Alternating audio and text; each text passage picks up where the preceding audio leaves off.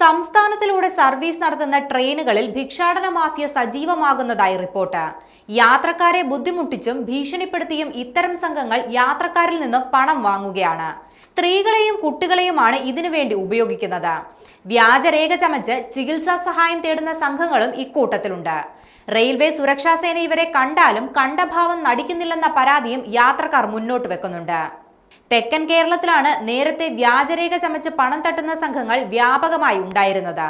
ഒരു യുവതി റെയിൽവേ പോലീസിന്റെ പിടിയിലായതോടെ ഈ സംഘം വടക്കൻ കേരളത്തിലെ ട്രെയിനുകളിലേക്ക് ചേക്കേറിയിട്ടുണ്ട്. പിതാവ് ക്യാൻസർ രോഗിയാണെന്നും അമ്മയ്ക്ക് മാനസിക പ്രശ്നമാണെന്നും ഈ യുവതി രേഖയിൽ പറയുന്നുണ്ടായിരുന്നു. കുടുംബത്തെ രക്ഷിക്കാൻ പണം നൽകി സഹായിക്കണമെന്നാണ് ഇവർ യാത്രക്കാരോട് ആവശ്യപ്പെട്ടിരുന്നത്.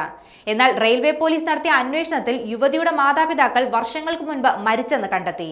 ആഴ്ചയിൽ 20,000 രൂപ മുതൽ 40,000 രൂപ വരെ ഇവർ ട്രെയിനിൽ നിന്നും പിരിച്ചെടുക്കുന്നുണ്ടെന്നാണ് റിപ്പോർട്ട്.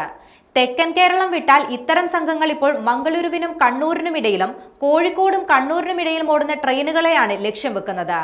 ഇതര സംസ്ഥാനത്തുള്ള സംഘമാണ് ഇവർക്ക് വേണ്ട എല്ലാ സഹായങ്ങളും ഒരുക്കുന്നത്. നാണയത്തുട്ടുകൾ മാറ്റിയെടുക്കുന്നതിനും താമസ സൗകര്യങ്ങൾ ഒരുക്കുന്നതിനും ഇവർക്ക് ഇത്തരക്കാർ സഹായം ലഭ്യമാക്കുന്നുണ്ട്.